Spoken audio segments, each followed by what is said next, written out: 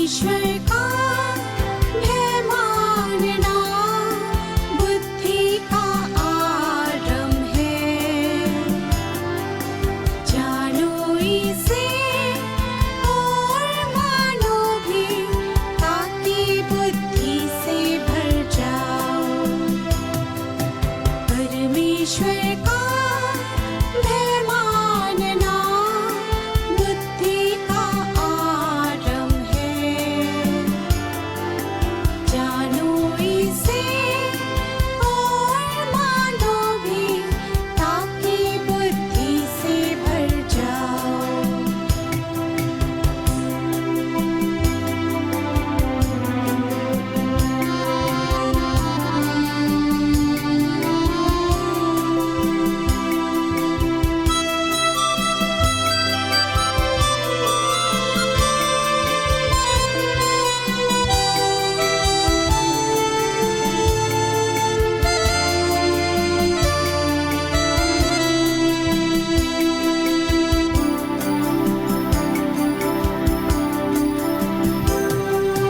बुद्धि और शिक्षा को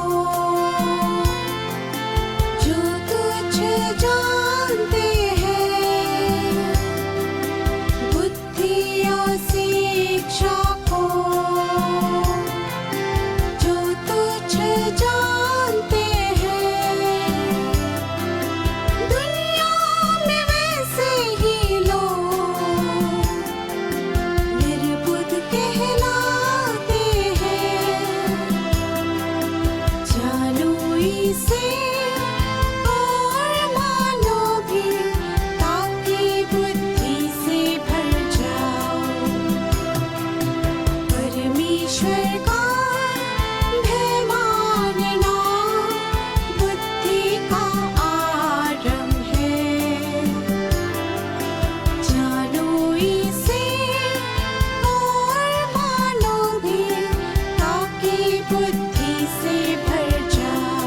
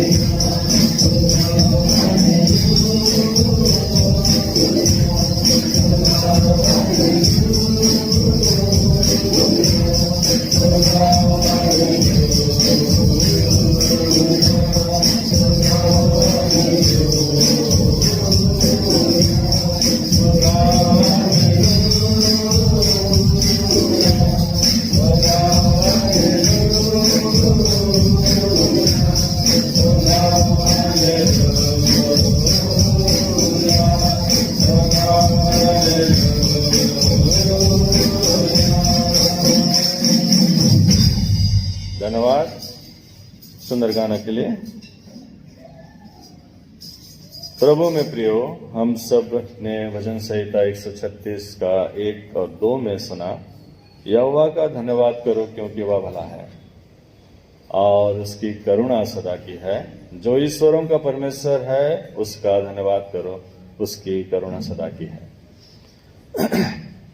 क्यों उसका धन्यवाद हम क्यों करें? तो यहाँ पे आज का उपदेश वचन में प्रभु यीशु मसीह कहता है, तुम में से ऐसा कौन है जिसके पास सैकड़ों होने पर भी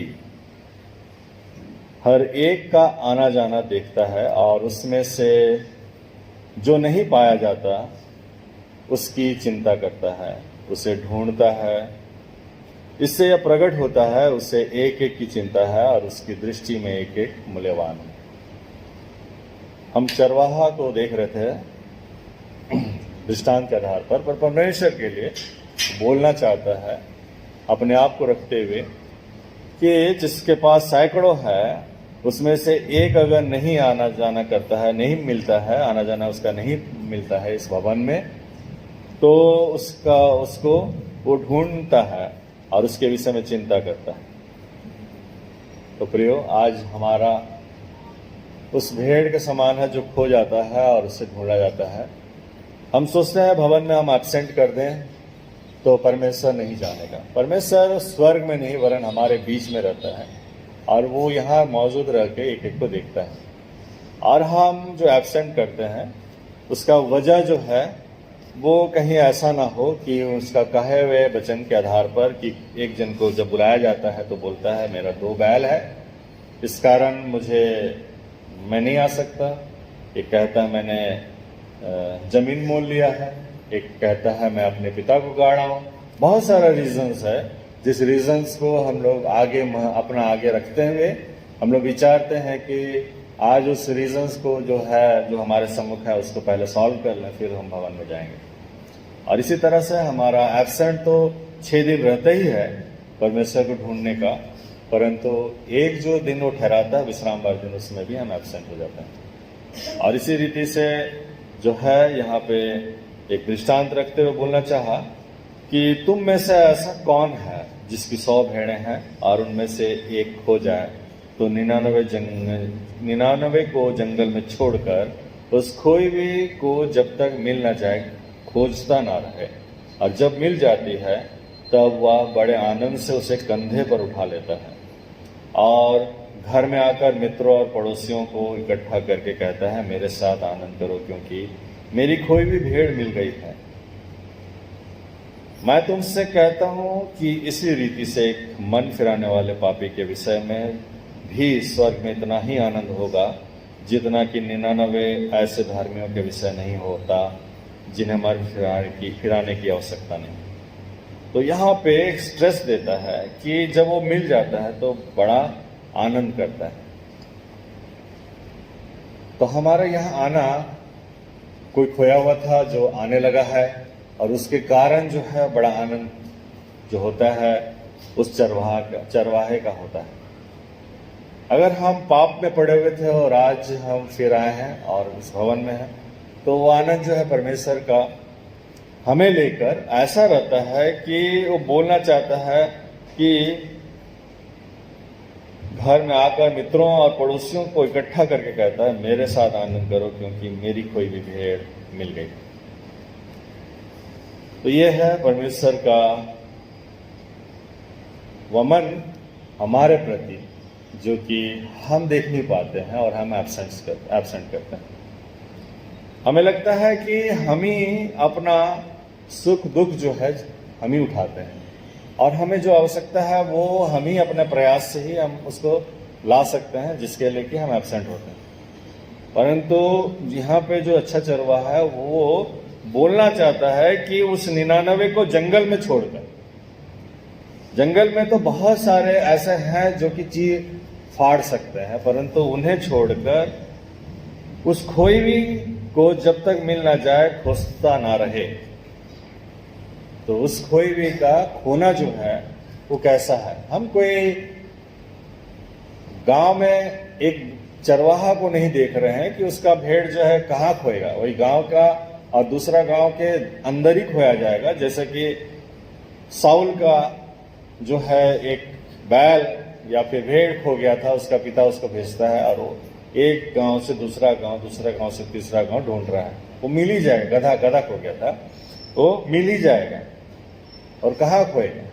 परंतु हम मसीह कहाँ खो जाते हैं, ये मेन इंपॉर्टेंट है, जो कि यहाँ पे इस बात को बोलते हुए कि पहला पद में बोलता है, सब चुंगी लेने वाले और पापी उसके पास आया करते थे तभी ताकि उसकी सुने। पर फरीसी और शास्त्री कुड़कुड़ा कर कहने लगे, या तो पापियों से मिलता है और उनके साथ खाता भी है। प्रभु में प्रियो, क्या हम धार्मिक हैं कि हमें इस दृष्टांत का अर्थ जो है सुनने की आवश्यकता नहीं? ये हमारे विषय में नहीं कह रहा है, ये हमें लगता है। यहाँ पे बताना चाहता है कि फारिसी और शास्त्री जो है कुड़कुड़ा कर कहने लगे, या तो पापियों से मिलता है और उसके साथ खाता भी है। आज हम लोग अगर वचन सुन रहे हैं तो हम लोग उस आत्मिक भोजन को यहीं पे आने के कारण हम लोग को प्रोवाइड किया गया है, हम साथ में उसका बैठ कर खाते हैं। आज जो वेदी से बोल रहा है उसका बुद्धि ज्ञान काम नहीं करेगा ये वचन को, जब तक वो अपनी आत्मा से अगुवाई नहीं करे।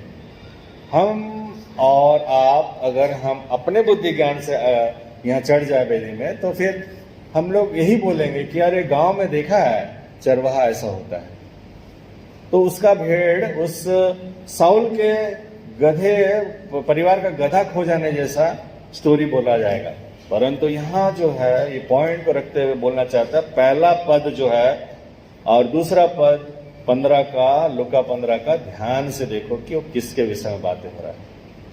यहाँ कोई भेड़ नहीं है जो खो गया है, यह वो भेड़ है जो यहाँ आ रहा है इस भवन में, उसका खो जाने के विषय में बातें हो रहा है एक तरह से, क्योंकि हम संसार में ही बुद्धि ज्ञान प्राप्त किए, इसलिए संसारिक रीति पर हमें समझाने के विषय में जो है आज ये दृष्टांत को रखता है, ताकि जिसकी आंखें हैं वो देख ले और जिसकी कान है वो सुन ले। मेरे और आपके विषय में ही बोल रहा है वचन।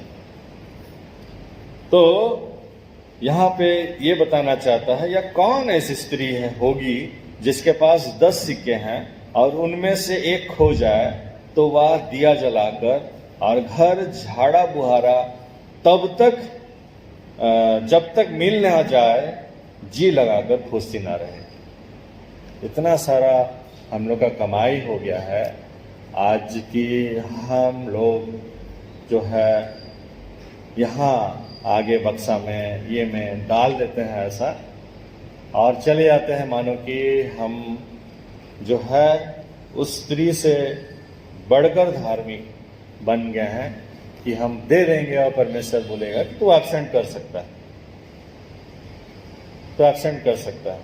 यहाँ बताना चाहता है 7 पद में, मैं तुमसे कहता हूं कि इसी रीति से एक मन फिराने वाले पापी के विषय में भी स्वर्ग में इतना ही आनंद होगा जितना कि 99 ऐसे धार्मियों के विषय नहीं होता जिन्हें मन फिराने की आवश्यकता नहीं।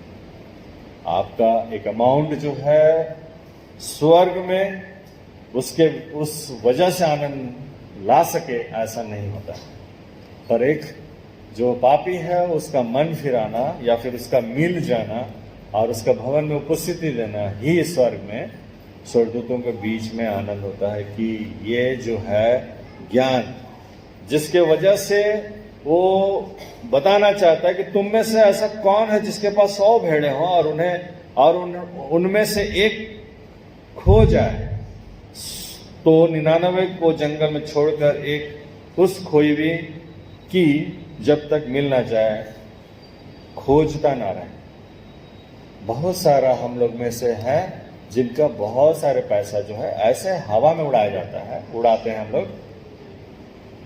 मेहमान लोग आता है तो उसमें इन्वेस्ट करते हैं, उनको खिलाने पिलाने में।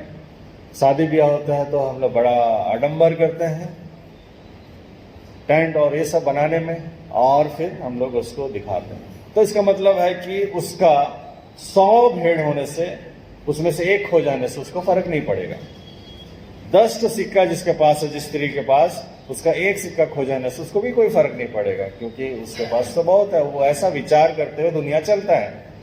परंतु यहाँ पे प्रभु यीशु मसीह का थिंकिंग, परमेश्वर पिता का थिंकिंग, पवित्र आत्मा का थिंकिंग जो है वो प्रकट होता है कि तुम में से ऐसा कौन है। बोलना चाहता है तुम में से ऐसा कौन है। हम में से ऐसा कोई है नहीं बोल के तो बोल रहा है तुम में से ऐसा कौन है, कि वो एक के लिए बाकी को छोड़ता है और फिर उसको ढूंढता है, और जब मिल जाता है तो बड़ा आनंद करता है, अपने पड़ोसियों के साथ, अपने मित्रों के साथ भोज रखता है। मेरे को लगता है एक भोज अगर हम लोग यहाँ पे अपना संसारिक बुद्धि से देखें तो एक सिक्का का कितना वैल्यू होगा कि हम भोज रखेंगे तो 10 सिक्का ही खर्चा हो जाएगा। पर एक सिक्का का जो मूल्य है वो बताना चाहता है कि तुम में से ऐसा कौन है, या कौन ऐसी स्त्री होगी जिसके पास 10 सिक्के हों और उनमें से एक खो जाए।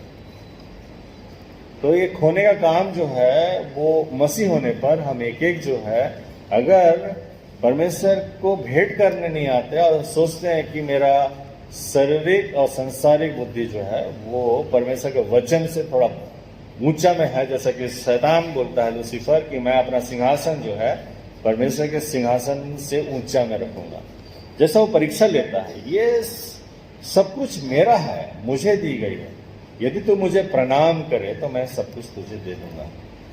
तो कहने का मतलब वो कैसा बुद्धि उसके पास है और कैसा राज्य उसके पास है कि हम सब कोई जो है उसी में रहते हैं, उठते बैठते हैं, घर बनाते हैं, और उसमें हम सोचते हैं कि हे मेरे प्राण आनंद कर, तेरे पास सब कुछ है।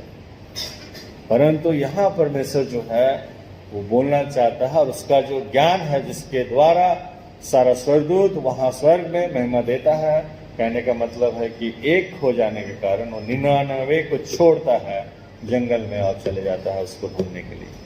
ये खोया हुआ जो है स्पेशल है, उसका खोना जो है वो जंगल में 99 का जो है छोड़ देना मतलब होता है वो लोग टैकल कर देगा उस जंगल का सारा परिस्थितियों को, क्योंकि वे 99 जो है भवन मैंने चारागाह में है, परंतु वो एक जो है उसको ज्ञान नहीं है, उसको ज्ञान नहीं है परमेश्वर का राज्य का, उसको ज्ञान नहीं है इस वचन का जो कि बोलना चाहता है दृष्टांतों में कि एक चरवाहा जो है वो कौन है जो कि उसके पास 100 भेड़े हैं और एक खो जाने के कारण और 99 को जंगल में छोड़कर जाता है उसको लाने के लिए। जिसको लाता है वो कितना खोया हुआ है, जिसको लाता है वो क्या क्या कर रहा है, ये भवन में हम एक एक अपने जीवन को देखें और उसके बाद समझें कि हम कैसा जीवन व्यतीत करते हैं। मेरा खोना, मेरा एब्सेंट होना, मेरा परमेश्वर को नहीं समझना,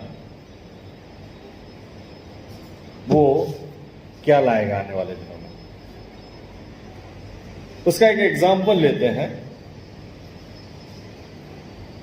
यह चिंता के विषय में कि वो बाइबल में एक उदाहरण दिया है, उसको रखते हुए उत्पत्ति 27 उसका 34-35 में बताता है, तब याकूब ने अपने वस्त्र फाड़े। याकूब को जानते हैं, जो याकूब का परमेश्वर है। याकूब ने अपना वस्त्र फाड़े और कमर में टाट लपेटा और अपने पुत्र के लिए बहुत दिनों तक विलाप करता रहा। उसका बेटा जो है कौन, यूसुफ, उसको उसका लड़का लोग जो है टोटल 11 लड़के थे याकूब का, उसमें से सबसे छोटा याकूब था, क्योंकि याकूब जब चला गया मिस्र में तब जाके 12वां लड़का जो है वो आया, क्योंकि उसका ज्ञान तो था ही नहीं याकूब को। तो सबसे छोटा जो था याकूब था। तब याकूब ने अपने वस्त्र फाड़े और कमर में और वस्त्र फाड़े और कमर में टाट लपेटा और अपने पुत्र के लिए बहुत दिनों तक विलाप करता रहा। उसके सब बेटियों ने उसको शांति देने का प्रयत्न किया, पर उसको शांति न मिली और वह यही कहता रहा, मैं तो विलाप करता हुआ अपने पुत्र के पास अधोलोक में उतर जाऊंगा। इस प्रकार उसका पिता उसके लिए रोता ही रहा। तो यही है कि उसका 12 बेटा था ओवरऑल, और उसमें से एक खो गया, और वो 12 बेटा लोग का में से 11 उसके पास है, फिर भी उसका जो है शांति देने का प्रयत्न जब उसका बेटा बेटियों लोग कर रहे थे, उसको शांति ना मिली और वह यही कहता रहा, मैं तो विलाप करता हुआ अपने पुत्र के पास अधोलोक में उतर जाऊंगा। इस प्रकार उसका पिता उसके लिए रोता ही रहा। और इसी तरह से जो है हम लोग याकूब को देखते हैं कि वो जो है इस तरह से रो रहा था। तो यहाँ पे इसको हम लोग दृष्टांत का आज थोड़ा सा स्वभाव को देखते हैं, परंतु ये तो हम लोग का जैसा ही शारीरिक आदमी है, और इसी तरह से हम भी कहेंगे कि हमारा भी कोई हो जाता है तो हम लोग ही विलाप करते हैं। 5 जो है आज का उपदेश वचन 5 में बोलता है, और जब मिल जाती है तो वह बड़े आनंद से उसे कंधे पर उठा लेता है। अब हम लोग आगे जाने से पहले उत्पत्ति का हम लोग विचार करें कि इज इट इजी कि वो मिल जाने पर बड़े आनंद से उसे कंधे पर उठा लाता है। ये जो है याकूब का उम्र कितना है, एक उम्र में वो जाके अपना मामू का घर में सेवा कर रहा था, और उसको इसका एक तो लड़की से बहुत पसंद हो गया और वो चाहा कि हम उससे शादी करें, और उसका मामू बोलता है कि तू 5 साल काम कर मेरे पास, फिर मैं तेरा शादी करा दूंगा। फिर 5 साल काम करता है तो फिर पता चलता है जिससे उसका शादी करा दिया वो तो उसका बड़ा बेटी था। तो इसका मतलब है इसमें उस उम्र जो था, जहां जिस उम्र में वो शादी करना चाहता था, उससे 5 साल बाद में जाके उसको मिला चांसेस कि शादी कर सके। और लेकिन शादी करता है तो फिर बाद में पता चलता है ये तो वही नहीं, वो नहीं है। फिर वो जब उसका रीजन बताता है तो फिर वो बोलता है कि और 5 साल काम करना होगा। फिर और 5 साल काम करता है, इसका मतलब है 10 साल और उसका जो उम्र है उतना बढ़ जाने पर उसका, जिससे वो चाहता था जिसको, उससे वो उसका शादी होता है। फिर आगे को देखते हैं तो पता चलता है कि ना तो जो है बड़ा पत्नी, पहला पत्नी का कुछ बच्चा होता है, ना तो दूसरा का होता है। तो वो लोग जो है इस बात के लिए परमेश्वर के सामने प्रार्थनाएं करते होंगे, जिसके द्वारा हम लोग को मिलता है बड़ी जो है पत्नी, उसका बच्चा होता है। और उसका वो नाम कैसे नामकरण करता है, कैसे कि ये मेरे को जो मेरे को नहीं पसंद करता है मेरा हस्बैंड, इस बाबत के लिए वो नाम सब रखता है कि उसको पसंद करेगा क्योंकि उसका बच्चा हुआ। फिर हम लोग पाते हैं कि उससे छोटा जो है, जिससे प्यार करता है, वो अपना जो उसके साथ में जो उसका दासी थी उसको भेज देता है। ऐसे करते करते हम लोग पाते हैं कि अब जो बेटा जो है, जो बड़ा हो गया 18 साल का, अब याकूब का कितना उम्र हो गया? 80 से ऊपर हो गया होगा, क्योंकि शादी होते होते में तो मेरे को लगता है कि उसका कितना उम्र हो गया, बच्चा होते होते फिर बड़ा होने में सबसे छोटा जो है 11वां वाला वो 18 साल का हो गया होगा, 15 साल का हो गया होगा, तो उसका क्या आयु होगा? और वो जब विलाप करता है, टाट ओढ़ता है, इसका मतलब है कि इसकी गंभीरता कितनी होगी। और उसके बाद में 5 में जब बोलता है और जब मिल जाती है तो वह बड़े आनंद से उसे कंधे में उठा लेता है, ये हम लोग को मिलता है। और अगर हम लोग उत्पत्ति में याकूब के विषय में सुनेंगे तो उत्पत्ति 45 का 26-28 में बोलता है, 26-28 में दिखाता है, जब याकूब से कहा गया यूसुफ अब तक जीवित है और सारे मिस्र देश में प्रभुता वही करता है, याकूब ने उनकी प्रतीति ना की और वह अपने आपे में ना रहा। वो बिलीव करने के लिए इनकार कर दिया, क्योंकि वो आयु जो है 80 ईयर्स से ऊपर, या बिलीव करने का बात ही नहीं रहा, क्योंकि 80 साल तक तो वो जानता था कि उसका बेटा नहीं है। और उसका कहना है कि मैं भी जो है विलाप करते करते अपने पुत्र के पास अधोलोक में उतर जाऊंगा। कब उतरेगा? जब वो विदा होगा इस संसार से। तो कहां पे जाऊंगा? जहां पे उसका पुत्र जो है यूसुफ अधोलोक में, वहां चले जाऊंगा। ये थिंकिंग में उसका 80 ईयर्स हो गया। और 80 ईयर्स के बाद में जब उसको बोलता है सडनली कि वो जिंदा है, तो बिलीव नहीं कर सकता। तो यहां पे लिखा है जब याकूब से कहा गया यूसुफ अब तक जीवित है और सारे मिस्र देश पर प्रभुता वही करता है, याकूब ने उसकी प्रतीति ना की और वह अपने आप में आपा में ना रहा, तब उन्होंने अपने पिता याकूब से यूसुफ की सारी बातें जो उसने उनसे कह दी। जब उसने उन गाड़ियों को देखा जो यूसुफ ने उसके ले आने के लिए भेजी थी, तब उसका चित्त स्थिर हो गया और इस्राएल ने कहा, बस मेरा पुत्र यूसुफ अब तक जीवित है, मैं अपनी मृत्यु से पहले जाकर उसको देखूंगा। और 6 पद और 9 पद बताता है आज का उपदेश वचन। और जब मिल जाता है तो वह अपने सखियों और पड़ोसनियों को इकट्ठा करके कहती है, मेरे साथ आनंद करो क्योंकि मेरा खोया हुआ सिक्का मिल गया है। हम लोग पाते हैं मेरे साथ आनंद करो। आज याकूब जो है विश्वास, उसका चित्त स्थिर हो गया। अब वो अंदर से वो इतना आनंदित हो गया कि वो जो खोया हुआ बेटा है वो मिल गया। प्रभु में प्रिय, हमारा और आपका, मेरा और आपका खो जाने से हम लोग कितना समय के लिए खोते हैं? 1-2 दिन के लिए खोए रहते हैं, फिर आ जाते हैं भवन में।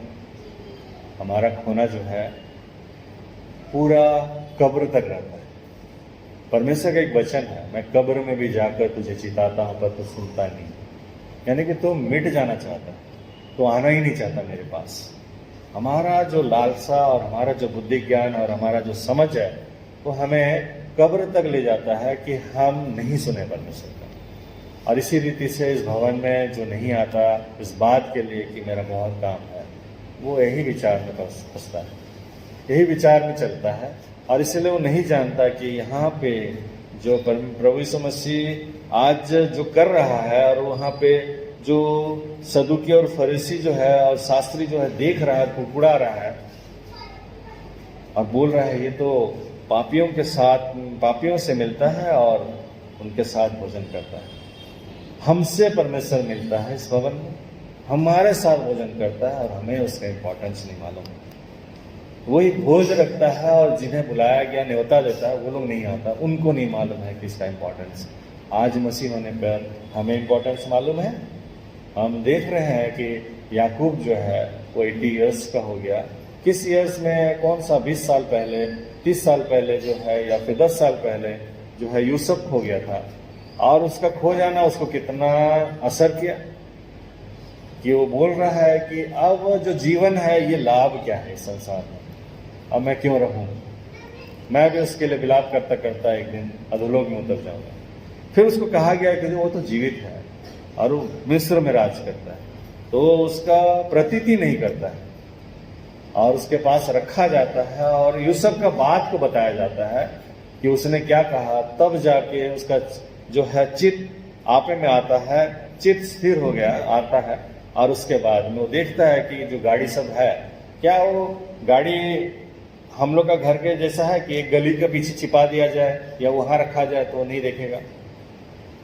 वो जो जगह में रहता, तंबू में रहा करता था, और एक अगर रथ वहां पे रखा गया हो 4-5 तो कैसे नहीं दिखाई देगा। पहले क्यों नहीं दिखाई दे रहा था उसको, क्यों बिलीव नहीं कर रहा था। तो इसी तरह से प्रियो, अगर परमेश्वर अपना मन को हमारी ओर ना लगाए और फेर दे, हमारा वहां प्रवेश कर पाएंगे उस राज्य में। इसी तरह से हमारा भी मूर्खता और जिद इतना अधिक है कि हम बोलते हैं कि सब कुछ हम संसार से लेंगे, परमेश्वर से नहीं। और इसीलिए हमारा खो जाना, वहां तो उसका भाई लोग उसको बेच दिया था, और इसलिए जो भी समय लगा उसको महामंत्री बनने के लिए मिस्र में, हमारा खो जाना हमें कितना दिन के बाद में लौटा लाएगा परमेश्वर के पास।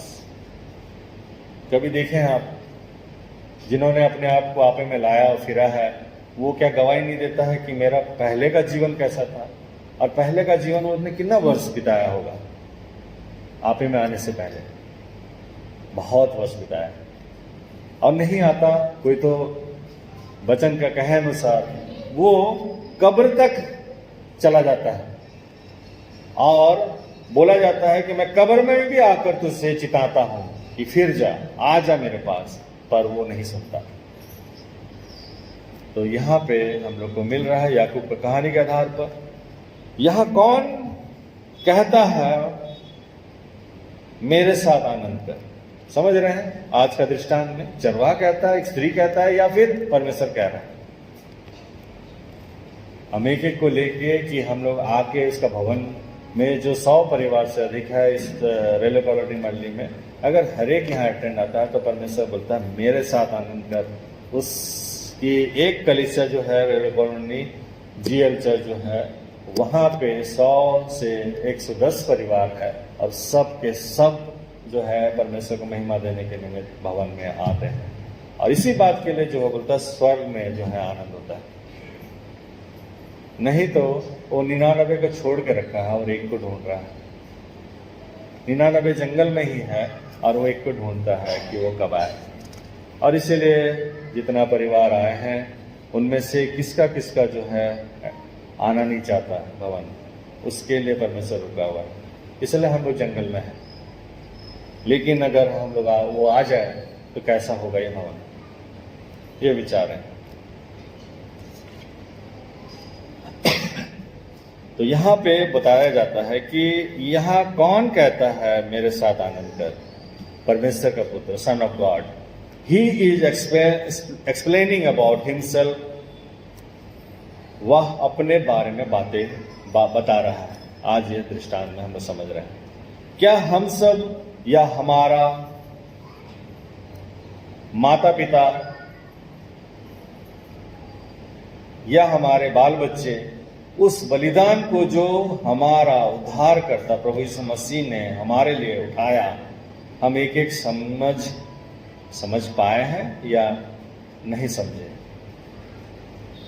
तो हम लोग ऊपरी तौर पे, जैसे कि आज ये दृष्टांत है, और इस दृष्टांत के विषय में अगर पूछा जाए संडे स्कूल के बच्चे को, तो बोलेगा कि हम लोग सुने हैं, हम लोग कहानी सुने हैं, हम लोग को ड्रामा के आधार पर और एक्टिंग करने के आधार पर सारा चीज़ सिखाया गया और हम लोग देखे हैं।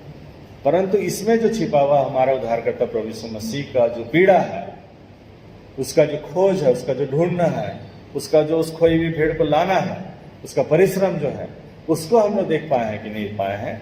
इसीलिए क्या हम सब या हमारा माता पिता या हमारे बाल बच्चे उस बलिदान को जो हमारा उद्धारकर्ता प्रभु यीशु मसीह ने हमारे लिए उठाया, हम एक एक समझ पाए हैं या नहीं समझे? समझेंगे। प्रभु यीशु मसीह बोलता है, अच्छा चरवाहा मैं हूं। वचन निकालेंगे, वहां पे रोमियों का किताब उसका 8 का 19 खाली देखेंगे। रोमी का पत्री 8 उसका 19 में बोलता है, 19 बोलता है, सृष्टि बड़ी आशा भरी दृष्टि से परमेश्वर के पुत्रों के प्रकट होने की बाट जो रही है। सृष्टि जो है बड़ी आशा भरी दृष्टि से परमेश्वर के पुत्रों के प्रकट होने की बाट जो रही है। और उत्पत्ति 2 का 22-23 में बोलता है, यहोवा परमेश्वर ने कहा, मनुष्य भले बुरे का ज्ञान पाकर हम में से एक के समान हो गया, इसलिए अब ऐसा ना हो कि वह हाथ बढ़ाकर जीवन के वृक्ष के फल को भी तोड़ के खा ले और सदा जीवित रहे। इसलिए यहोवा परमेश्वर ने उसे आदम की वाटिका में से निकाल दिया। यहाँ पे एक चीज बता रहा है कि ये लोग जो है भला बुरा ज्ञान का वृक्ष का फल खा के क्या वह हम लोग में से एक के समान हो गया? कहीं ये जीवन का वृक्ष का फल में से ना खा ले, इसलिए इन्हें बाहर निकाल दिया जाए। ये पॉइंट हम लोग पढ़े हैं उत्पत्ति में। क्यों निकाल दिया जाए? खा लेता जीवन का वृक्ष का फल, यानी कि यहाँ पे जितना मौजूद है जीवन का वृक्ष का फल का आनंद ले रहे हैं, और उसमें से जो एब्सेंट है, जो बोलता है कि हम संसार में, तो उन्हें भी जीवन का वृक्ष का फल मिल जाए। क्योंकि हमारा स्वभाव ऐसे ही बोलता है। हम लोग बोलते हैं कि अरे हमारा तो उद्धार हो गया है, क्योंकि प्रभु यीशु मसीह हमारा पाप उठा लिया, इसलिए हम पाप कर सकते हैं, और जो पाप कर सकता है उसको आदम की वाटिका में रहने दो, ताकि वह जीवन का वृक्ष का फल भी खा ले। हमारा सोच बोलता है कि इसी कारण कि वह हमारा उद्धार कर दिया है, इसलिए हम पाप कर लिए हैं और आगे भी पाप कर सकते हैं, क्योंकि उसका उद्धार बड़ा है, जिसके लिए पौलुस डिफेंड करता है कि ऐसा नहीं है। और इसलिए यदि हम में से कोई विचार करता है कि हम पाप कर सकते हैं, तो फिर ध्यान दीजिए कि ऐसा नहीं है, क्योंकि आदम की वाटिका से उन्हें निकाल दिया गया कि वो जीवन का वृक्ष का फल ना खाए। जीवन का वृक्ष का फल जो है उस भला और बुरा ज्ञान का वृक्ष का फल का जैसा नहीं है कि तोड़ा और खा लिया। उसके लिए समय लगता है। जो पाप आज हमारे बीच में दिखाई दे रहा है, जिसका बढ़ जाने के कारण जल प्रलय आ सकता है, जिसका बढ़ जाने के कारण सदरक और मेशक सदोम और अमोरा को नष्ट किया जा सकता है, उतना पाप आने तक समय लगता है। आदम और हवा उतना पाप नहीं किया है, परंतु उसका बच्चा लोग जो है वो एज, यानी कि वो समय तक, यानी कि 1000-2000 साल तक, नूह का समय तक में वो ऐसा पाप कर दिया कि परमेश्वर बोलता है कि अब इनमें से एक को भी रखने की आवश्यकता नहीं न्याय में, और सबके सब नष्ट हो जाता है।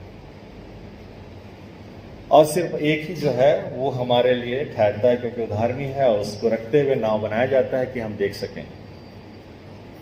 प्रियो, इसी तरह से हमारा विचार भी है। वो विचार को देखिए, समझिए कि आफ्टर ऑल जो एक भेड़ खो गया है, वो भेड़ खो गया है, वो खोता है हमेशा गांव में। खोया है वो गधा साउल का परिवार से, उसको लाने के लिए जा सकता है। परंतु क्या हम खोते हैं? क्या कैसे खोते हैं? जाते हैं और फिर वापस आ जाते हैं, या फिर हम जाते हैं और वहीं रह जाते हैं? वहां का आइडियोलॉजी, वहां का ज्ञान, वहां का समझ, वहां के जैसे लोग हैं वैसे ही हमारा स्वभाव आचरण चाल चलन रहता है। और ऐसे स्वभाव आचरण चाल चलन यदि रहे तो नहीं लौटता है। और इसीलिए ये खोई भी भेड़ जो है, इसको लाने के निमित्त प्रभु यीशु मसीह को जाना पड़ता है, 99 को छोड़कर।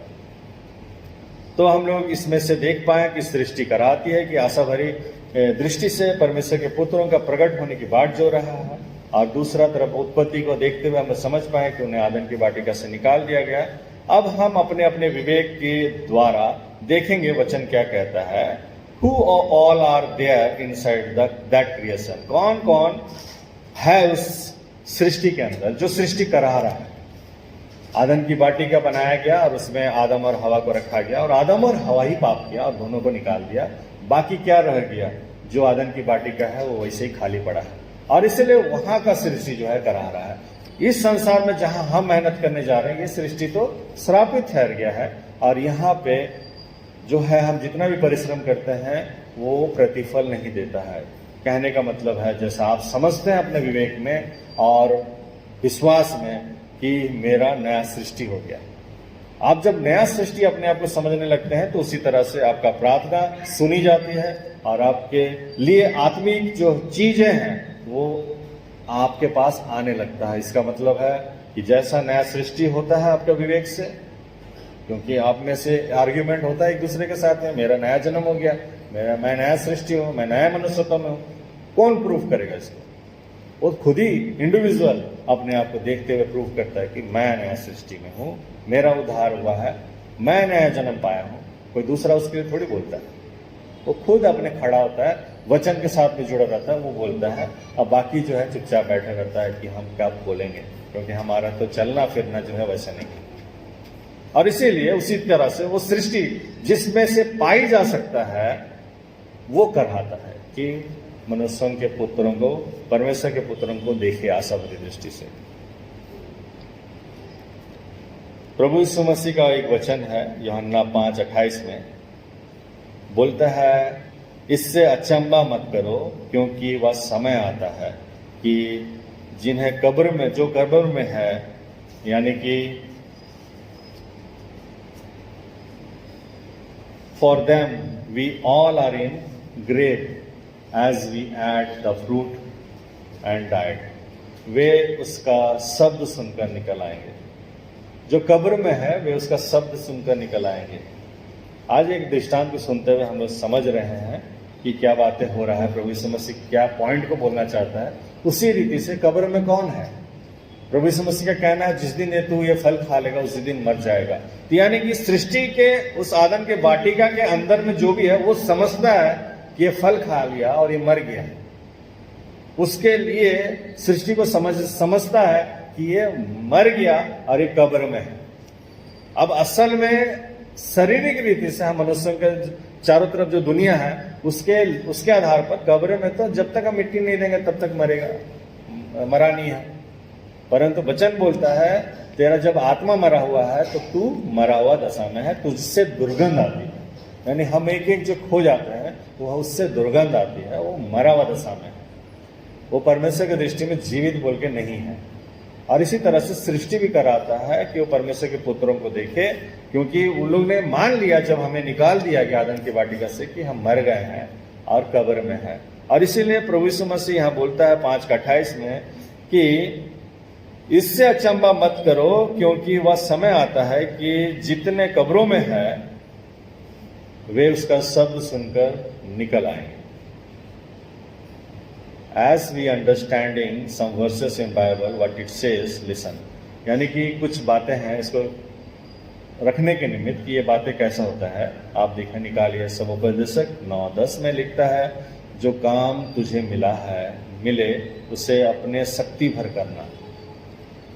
आज मसीह होने के कारण जो काम हमें सौंपा गया है, देखो संसार को नहीं मिला है, हम लोग के बारे में वचन बताता है समुपदेशक 9:10 में, जो काम तुझे मिले उसे अपने शक्ति भर करना, क्योंकि अधोलोक में जहां तू जाने वाला है, यदि तू खोने वाला है, ना काम, ना युक्ति, ना ज्ञान, ना बुद्धि है।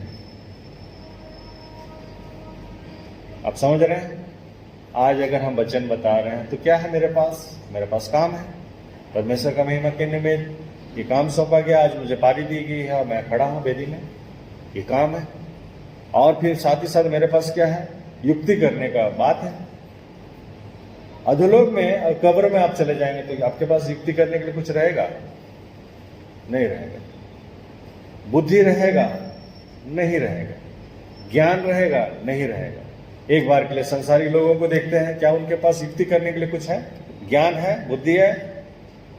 आत्मिक राज्य का जो परमेश्वर के वचन के साथ में युक्ति कर सके, क्या वो संसार करता है? मृत्यु के बारे में युक्ति कर सकता है? परमेश्वर के राज में प्रवेश करने का ज्ञान है उनके पास? नहीं है। कल ही तो एक फेस्टिवल मनाया गया और उन्होंने उसको जिसके लिए मनाया गया उनका स्टोरी आप सुने? वो कैसे चुना गया और कैसा ठहराया जाता, कि वो किसके घर में अभी था और किसके घर से निकला, कैसा बीमार हो गया और कैसा अवस्था में वो पड़ा। तो कहने का मतलब है कि कौन सा बुद्धि है उसके पास और कौन सा ज्ञान है, और आपके पास कौन सा बुद्धि और कौन सा ज्ञान है कि आज आपको दृष्टांत बताया जा रहा है और दृष्टांत में आप अपने आप को देख रहे हैं और आप युक्ति भी कर सकते हैं परमेश्वर के साथ में, बुद्धि भी है आपके पास में, ज्ञान भी है। परंतु यदि आप अधोलोक में उतर जाएंगे तो वहां क्या बोलता है? कोई काम नहीं होगा और कोई बुद्धि नहीं होगी, कोई ज्ञान ना होगा और कोई युक्ति भी नहीं होगी। अगर उनके जैसा परमेश्वर ठहरा दे जो अंतिम समय में बोलता है, अंत के दिनों में जो है वचन नहीं मिलेगा, यानी कि वो पवित्र आत्मा और त्रिएकता हमारे बीच से हट जाएगा, तो आप अधोलोक में एक तरह से उतर जाएंगे और वहां पे आपका युक्ति भी नहीं रह पाएगा। जो आज सुन रहे हैं वो नहीं सुन पाएंगे, ना आपका बुद्धि काम करेगा, क्योंकि जैसा संसार का बुद्धि काम नहीं करता वैसा आपका भी हो जाएगा, मेरा भी हो जाएगा। और जो ज्ञान है, जो स्वर्गीय ज्ञान है, वो भी नहीं रहेगा हमारे बीच में, क्योंकि बाइबल पकड़ने से भी संसारिक लोग पकड़ते हैं इसको और उसके पढ़ते हैं, बोलते हैं अच्छा अच्छा दृष्टांत, अच्छा स्टोरी दिया हुआ है इसी तरह से। लेकिन हमको मालूम है वो दृष्टांत में मेरे विषय में तो बातें हो रहा है। अब समझ रहे हैं क्या है वचन आज जो हम लोग को मिल रहा है सबोपदेशक में? सुलेमान जो है बोलना चाहता है, जो काम तुझे मिले उसे अपने शक्ति भर करना, क्योंकि अधोलोक में जहां तू जाने वाला है ना काम, ना युक्ति, ना ज्ञान, ना बुद्धि है। अब अधोलोक में हम कहाँ जाने वाले हैं? प्रभु यीशु मसीह तो अधोलोक में उतर के कुंजी ले ली। किसके लिए ले ली? जो भटक रहा है उसके लिए, संसार के लिए लिया है क्या कुंजी? हम मसीहों के लिए लिया है। इसलिए आप अधोलोक में नहीं उतरेंगे, इसलिए आपके पास ज्ञान रहेगा, आपके पास युक्ति रहेगी, आपके पास बुद्धि रहेगा, आपके पास काम रहेगा। आप नहीं यूज कर रहे हैं, नहीं यूज कर रहे हैं, इसलिए ध्यान दीजिए। मसीह होने पर आपको काम मिला है और आपके पास युक्ति है और ज्ञान है और बुद्धि भी है। अय्यूब को निकालते हैं। अय्यूब 7 का 5 और 11 क्या बोलता है? मेरी देह कीड़े और मिट्टी से ढकी हुई है, मेरा चमड़ा सिमट जाता है और फिर गल जाता है, मेरा दिन चूल्हे की खिड़की से अधिक फुर्ती से चलने वाला है और निराशा में बीते जाता है। याद कर कि मेरा जीवन वायु ही है और मैं अपने आंखों से कल्याण फिर ना देखूंगा। जो मुझे अब देखता है उसे मैं फिर दिखाई ना दूंगा। तेरी आंखें मेरी ओर होगी परंतु मैं ना मिलूंगा। जैसे बादल छटकर लोप हो जाता है वैसे ही अधोलोक में उतरने वाला फिर वहां से नहीं लौट सकता। दृश्य रूप से संसार एक अपने देवी देवताओं का आकृति बना लिया है और हम अदृश्य रूप से अपने परमेश्वर को देखते हैं। अदृश्य रूप से आप अधोलोक को समझने की कोशिश कीजिए। जो उस अधोलोक के विषय में योना बोलता है, जब मछली का पेट में रहता है, मुझे अधोलोक में उतार दिया गया और मैं यहां से निकल नहीं सकता। तो मछली का पेट योना के लिए अधोलोक है और आज वचन जो है अधोलोक के विषय में बातें हो रहा है। तो अधोलोक में यदि सचमुच का जो दृश्य रूप से अगर शारीरिक रीति से हम देख रहे हैं नर्क को, वो कैसा है अगर उतार दिया जाए, तो क्या आपके पास युक्ति और आपके पास काम और आपके पास ज्ञान और आपके पास बुद्धि होगी? नहीं होगा। तो जब है मसीह होने पर तो इसको यूज करने का कोशिश कीजिए। अधोलोक जो है उसका जब नई आकाश और नई पृथ्वी का अनुभव हम लोग इस जीवन में करते हैं शारीरिक रीति से, परमेश्वर कैसा आशीष दिया, कैसा छुड़ाया, कैसा हम स्वतंत्र होकर चल रहे हैं, फिर हम लोग उस नई आकाश और नई पृथ्वी में जब प्रैक्टिकल यानी कि शारीरिक दशा में दृश्य रूप से घुसेंगे तब मालूम चलेगा कि हाँ एग्जैक्टली जैसा हम विचारे थे वैसा है। उसी रीति से परमेश्वर का ये वचन कहता है, एक बार के लिए अधोलोक का विषय में समझो तुम्हारे बीच में जब उतरता है। यूहन्ना समझ लिया कि वो अधोलोक में उतर गया। हमारे और आपके बीच में जब परिस्थितियां आती हैं, बीमारी का, अभाव घटी का, तब अधोलोक जैसा अनुभव होता है। परंतु यदि हमारे पास काम था और हमने काम किया, अगर हमारे पास वचन पढ़ने पर युक्ति थी, युक्ति किया, और ज्ञान थी और बुद्धि था, तो फिर हम अधोलोक हमें पकड़ नहीं सकता, क्योंकि आज के समय में हर बिलीवर्स को लिए अधोलोक है ही नहीं। परंतु यहाँ अय्यूब का कहना है, जो अधोलोक में एक बार घुस जाएगा वो वहां से निकल नहीं सकेगा। संसार घुसा हुआ है अधोलोक में, और इसीलिए संसार सचमुच का, जब अगर ऐसा है बाइबल के आधार पर कि वो जगह में डाला जाएगा जिस दिन कब्र में या नर्क में, और वहां पे कुछ है ही नहीं समझने का कि वो निकल सके। इसीलिए अगर वचन हमारे बीच से अगर हटा दिया जाए, यानी कि वचन तो आप कहेंगे कि मोबाइल में भी है, घर में 5 तो बाइबल पढ़ा हुआ है, कोई आके छीन भी लेगा तो भी हम किसी छिपाया हुआ जो मोबाइल है उससे हम देख लेंगे। परंतु यदि त्रिएकता आपके जीवन से हट जाएगा, पवित्र आत्मा जो सिखाता है वो अगर हट जाएगा, तो फिर क्या बाइबल पढ़ के ये समझ पाएंगे आज का दृष्टांत क्या कह रहा है। आज याकूब जो है वो कैसा विलाप कर रहा, समझ पाएंगे। आज दी गई है और आज हम भवन में नहीं आते, और इसलिए उस एक के समान है जो भेड़ खो गया है। तो वैसे ही अधोलोक में उतरने वाला फिर वहां से नहीं लौट सकता, और इसीलिए क्या करता है संसार, क्या हम मसीह होने के कारण करते हैं क्या, वह अपने घर को फिर लौट ना आएगा और ना अपने स्थान में फिर मिलेगा। इसीलिए मैं अपना मुंह बंद ना रखूंगा, अपना मन का खेद खोलकर कहूंगा और अपने जीव की कड़वाहट का कारण कुड़कुड़ाता रहूंगा। संसार कुड़कुड़ाता रहता है, संसार अपने परिस्थितियों में चुप नहीं बैठ सकता है, वो बोलता रहता है, पर मसीह चुप बैठता है, क्योंकि वो जानता है उसका एक उद्धार करता है, तो इस मसीह जो उसको इस परिस्थिति से बाहर निकालेगा। और इसलिए वो अनुभव जो है वो आपको समझना है कि आप अधोलोक में उतर रहे हैं। उसको जो अनुभव है, जब ऐसे परिस्थितियां आता है और आप अगर ध्यान देते हैं, अगर आप हॉस्पिटल में एडमिट है या घर के बेड में पड़े हुए हैं, तो उस परिस्थिति को अनुभव कीजिए कि वो अधोलोक में उतरना या फिर कब्र में जाने के समान है। और इसीलिए यदि आपको काम दिया गया, आपने काम की, आप युक्ति करना सीखे हैं, आपके पास परमेश्वर की ओर से आत्मा का 9 वरदान में से वो बुद्धि है या फिर ज्ञान है, तब आप वहां से भी निकल आएंगे। जो कि प्रभु यीशु मसीह का कहना है, हमने सुना, क्या बोलता है वो, यूहन्ना 5:8 में, इससे अचंभा मत कर। आज अधोलोक का बात हो रहा है ना, कब्र का बात हो रहा है, तो क्या बोलना चाहता है प्रभु यीशु मसीह, इससे अचंभा मत कर, क्योंकि मैं जब उसको अपने कंधे में उठाकर, उस एक को जो खोया हुआ था उठाकर उस 99 को जहां छोड़ा हुआ ला रहा हूं, तो तू इससे अचंभा मत कर जिसके पास मैं नहीं पहुंचा हूं, या फिर तू मेरे विषय में ठीक से नहीं जानता है, क्योंकि वह समय आता है जिन्हें कब्र में है वे उसका शब्द सुनकर निकल आए। इसीलिए प्रियो, समझने का विषय है कि ये जो परिश्रम जो है ना, ये वैसा नहीं है। साउल जो है अपना गधा पा लिया, गांव में जो है जो भेड़ है खो गया, तो इसके बारे में हमसे बातें की जा रही है, ये हमारे विषय बातें किया जा रहा है। हम कैसा समझते हैं बाइबल को, हम कैसा दृष्टांत को देखते हैं। हमारा खो जाना जो है अधोलोक में चला जाना होता है, और यदि अधोलोक में चला जाए और परमेश्वर का जो है ज्ञान ना रहे, यानी कि ना बुद्धि, ना ज्ञान और ना युक्ति, तो काम तो वहां मिलेगा नहीं कि परमेश्वर आके काम करवाएगा। क्योंकि अगर वो सोचेगा कि इन्हें, जैसे कि यहूदा इस्करियोती के बारे में बोला, तू जन्म ना लेता तो अच्छा होता।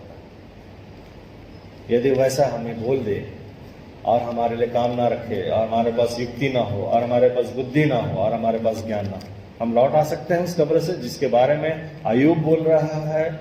और यहाँ पे आपका सुलेमान बोल रहा है। परमेश्वर की ओर से ज्ञान प्राप्त करते, बुद्धि प्राप्त करते। वो लिखा है सर्वोपदेशक, और वो बोल रहा है एक बार अगर तू अधोलोक में चला जाएगा तो वहां कोई काम नहीं मिलेगा, वहां ज्ञान भी नहीं होगा, वहां बुद्धि भी नहीं होगा, यहाँ युक्ति भी नहीं होगा। आज अगर आप अनपढ़ भी हैं तो भी आपके पास ज्ञान है, आपके पास बुद्धि है और आपके पास युक्ति है, क्योंकि आपके पास प्रभु यीशु मसीह है, आपका चरवाहा।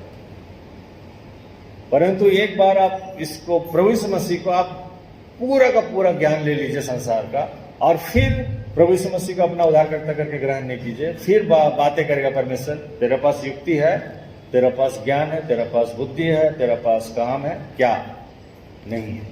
क्योंकि संसार के पास ज्ञान नहीं है मृत्यु के बाद में जी उठने के विषय में, क्योंकि ये सिर्फ और सिर्फ मसीह को मालूम है। और इसलिए वो अपने अभाव घटे में भी बड़ा आनंद से रहता है। संसार देखते हुए अचंभा करता है कि ये क्या बात है इसके पास। और पौलुस क्या बोलता है, ये मृतक के समान दिखाई देते हैं। हम लोग दिखाई भले ही दिखते होंगे मृतक के समान, परंतु बहुतों को जीवित कर देते हैं, क्योंकि हमारे पास काम है, हमारे पास युक्ति है, हमारे पास ज्ञान है, हमारे पास बुद्धि है। जो संसार के पास है वो नहीं, बल्कि जो स्वर्गीय है वो है। और इसीलिए आज का ये वचन बोलना चाहता है कि क्या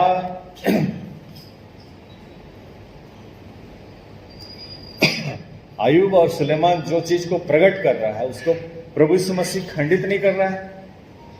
और इसीलिए प्रभु यीशु मसीह यहां खंडित करता है, नया नियम में बोलता है कि इससे अचंभा मत कर, क्योंकि वह समय आता है कि जितने कब्र में है वह उसका शब्द सुनकर निकल आएंगे। आप समझ रहे हैं एक दृष्टांत को बोलने पर क्या बोलना चाहता है प्रभु यीशु मसीह, कि तू जो है कंप्लेन कर रहा है कि मैं पापियों के साथ मिलता हूं और फिर उनके साथ भोजन करता हूं। कौन सा ज्ञान से संसार सोचता है कि ये तो मृतक के समान दिखाई पड़ता है मसीह को, पर हम मसीह जो है परमेश्वर के साथ में भोजन करते हैं और हम उससे मिलते हैं। कहाँ मिल रहे हैं? आज इस भवन में आए हैं, उससे मिल रहे हैं, और उसका आत्मिक भोजन जो है हम लोग साथ में बैठ के खा रहे हैं। और इसीलिए इस बात के लिए सांसारिक बुद्धि ज्ञान जो है संसार का, संसारी लोग कहता है ये तो मृतक के समान दिखाई देता है, ये कंगालों के समान दिखाई देता है। परंतु रियल मायने में जो धन है हमारे पास है, रियल मायने में जो जीवन है हमारे ही पास है। क्योंकि हमारे विषय में प्रभु यीशु मसीह बोलता है, इससे अचंभा मत कर, क्योंकि वह समय आता है जितने कब्रों में है वे उसका शब्द सुनकर निकल आएंगे। प्रभु में प्रियो, हम पर हमारा उद्धारकर्ता हमसे कहता है, मेरा उस कटोरे में से पीना तुम्हें कब्र में से निकाल लाएगा। इसलिए प्रभु यीशु मसीह आपका अच्छा चरवाहा है, उसको खोजने जाता है। उसका खोजना कैसा है? उस प्याले को पी लेना। हमें लगता है दृष्टांत में कि वो खोजने जाता है, कुछ 1 किलोमीटर 2 किलोमीटर जाएगा तो वो मिल जाएगा। नहीं, परमेश्वर का एक दिन हमारा 1000 वर्ष। हमारा जो मुड़ता है वो परमेश्वर को अपने तरफ फिराने के निमित्त 1000 वर्ष लग जाता है। और मनुष्य का एक दिन परमेश्वर के लिए 1000 वर्ष, और परमेश्वर का 1000 वर्ष मनुष्य के लिए एक दिन। यानी कि आप मांगते हैं, बोलता है ना कि यह ना कहना कि कौन मसीह को स्वर्ग से उतार लाएगा। आप आपके पास बुद्धि है और ज्ञान है और आपके पास युक्ति है, तो आपके लिए जो डॉक्टर आपको बैठाए रखेगा, बोलेगा ये पैरालाइज हो गया या फिर ये कोमा में चला गया, इसका बारे में हम लोग बोल नहीं सकते कि कब उठेगा। वहां पे एक मसीह के लिए जो 1000 वर्ष ठहरा देगा संसारी बुद्धि ज्ञान वाला, कि हमें पता नहीं कि कब ठीक होगा, परमेश्वर के लिए एक स्नैप है, एक दिन आपके लिए देगा। आपका एक दिन में आपको पूरा करके रख देगा आपके पास। आपका सर एक मांग, कब्र से बाहर निकलने के लिए भी संसार नहीं निकल सकता है। वो बोलता है कि अगला जन्म होगा तब, परंतु आपके लिए तो इमीडिएटली आप निकल आएंगे। चंगाई ऐसे ही तो मिलता है। गवाही देने के लिए जो यहाँ वेदी के सामने आता है धन्यवाद देने के निमित्त, क्या वो परमेश्वर का 1000 वर्ष जो है मनुष्यों के एक दिन के आधार पर नहीं? जो चीज़ संसार से सुनते हैं कि इसका समय हम लोग नहीं बता सकते, परंतु वो एक दिन में कंप्लीट हो जाता है। इसलिए आपके पास क्या है? काम है, आपके पास युक्ति है, आपके पास बुद्धि है और आपके पास ज्ञान है। और इसीलिए ये जब नहीं होता है तो आप कोई भी भेड़ के समान हैं, और इसलिए आवश्यक है कि आपको आना चाहिए भवन में, ताकि परमेश्वर के साथ में जो बोलना चाहता है, जब सबकी शास्त्री देखता है ये तो पापियों के साथ मिलता है और भोजन करता है। आज हम यहाँ पे मिलने आए हैं परमेश्वर से और उसके साथ भोजन करने आए हैं। और इसीलिए आज का जो है हम लोगों ने देखा कि आज का पाठ वचन हमसे क्या कहता है। पहला पत्रस 5:6-11 में, इसीलिए परमेश्वर के बलवंत हाथ के नीचे दीनता से रहो, जिससे वह तुम्हें उचित समय पर बढ़ाए। अपनी सारी चिंता उसी पर डाल दो, क्योंकि उसको तुम्हारा ध्यान है। सचेत हो और जागते रहो, क्योंकि तुम्हारा विरोधी शैतान गरजने वाले सिंह के समान इस खोज में रहता है कि वह किसको फाड़ खाए। विश्वास में दृढ़ होकर और यह जानकर उसका सामना करो कि तुम्हारे भाई जो संसार में हैं ऐसे ही दुख सह रहे हैं। आज जो भी सीखे हम लोग ने अपने विषय में, अपने को लेके, संसार में हम लोग में से खोया हुआ भेड़ परमेश्वर ढूंढता है, परंतु उनको तो छोड़ दिया गया है। तो उनके समान यदि वो खोया हुआ भेड़ हो जाए तो बोलना चाहता है कि संसार को तुम देख रहे हो ना कैसा फंसा हुआ है, तो वैसे से यहाँ बताना चाहता है, विश्वास में दृढ़ होकर और यह जानकर उसका सामना करो कि तुम्हारा भाई जो संसार में है ऐसे ही दुख सह रहे हैं। उनके पास उपाय नहीं है।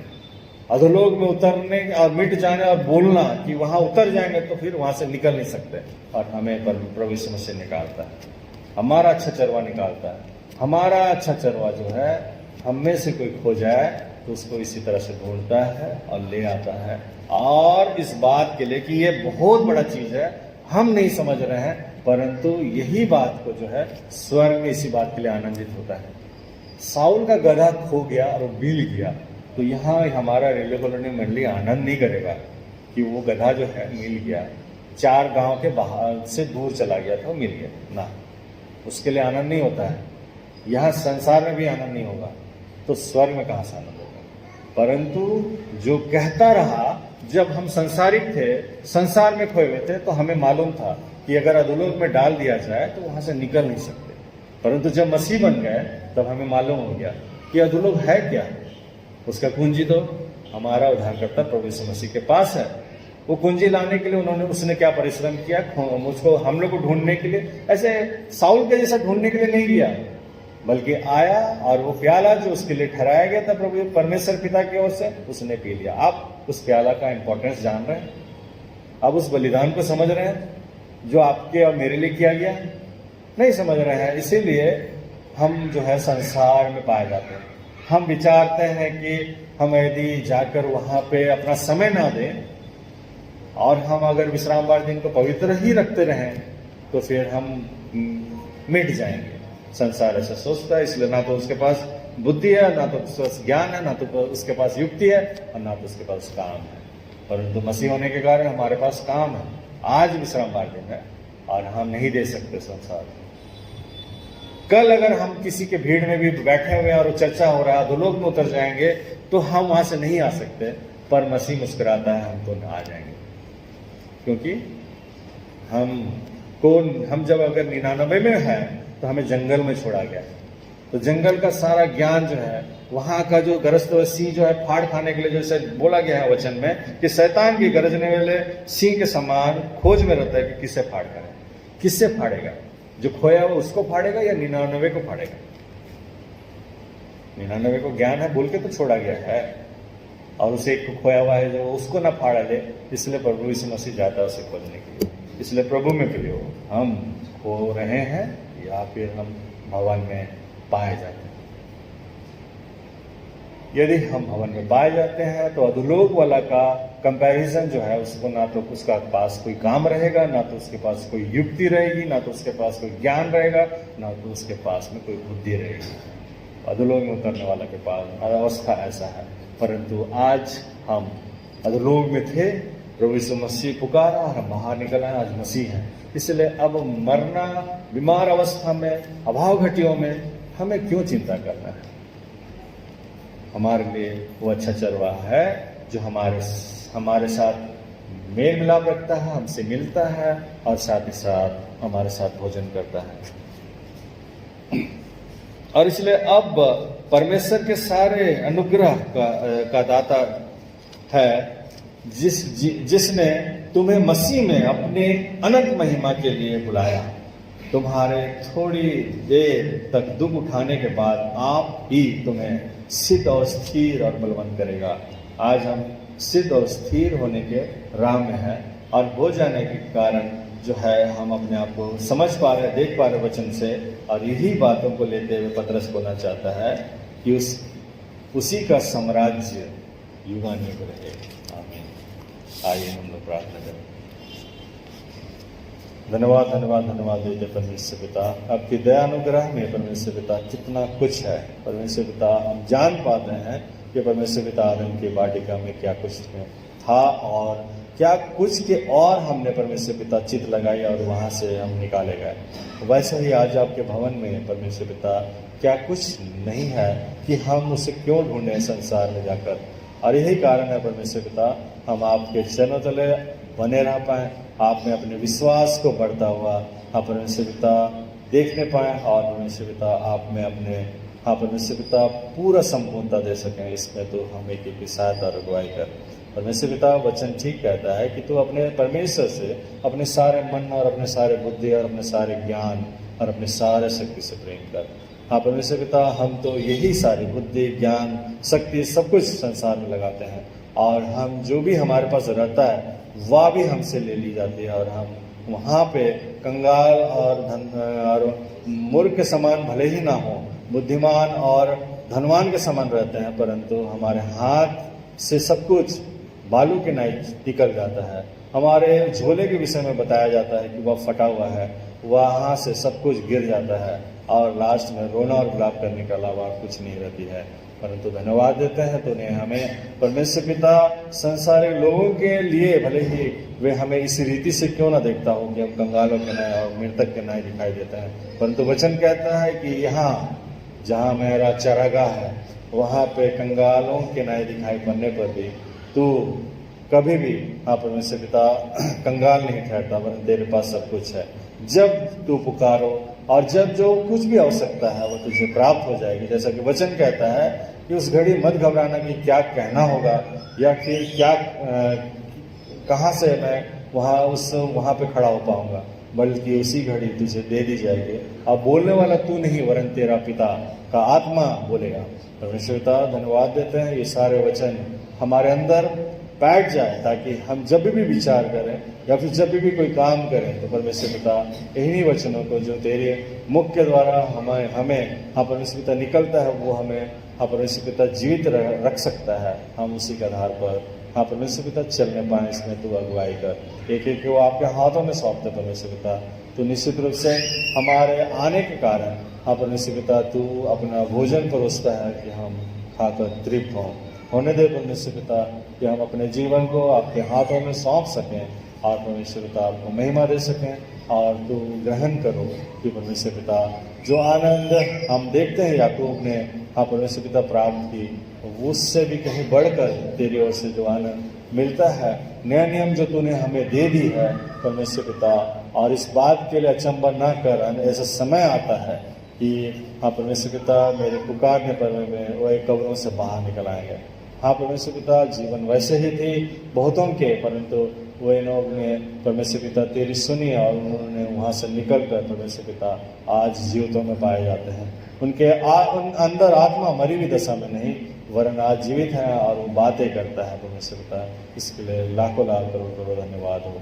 उन्होंने परमेश्वर पिता आपकी अगुवाई को जो कि परमेश्वर पिता वचन कहता है जिस दिन ये सुन लेंगे और जिस दिन ये देख लेंगे ये मेरे पास आएंगे और मुझसे क्षमा मांगेंगे और मैं उन्हें क्षमा कर दूंगा। ऐसा ही हम अपने सारे पाप दोष गुनाह अपराधों को जो हमने बीते दिनों में किए और परमेश्वर पिता और उस विश्वास को अविश्वासता में बदलने के लिए संसार का स्वामी, अंधकार का स्वामी लूसीफर ने हमें भरमाया। उस सब के कारण हम जो गिर गए थे, तो हमें उठा कर खड़ा कर कि हम आगे को परमेश्वर पिता उसकी ओर चितना लगाएं, वरन आपके वचन के आधार पर जीवन को व्यतीत करें।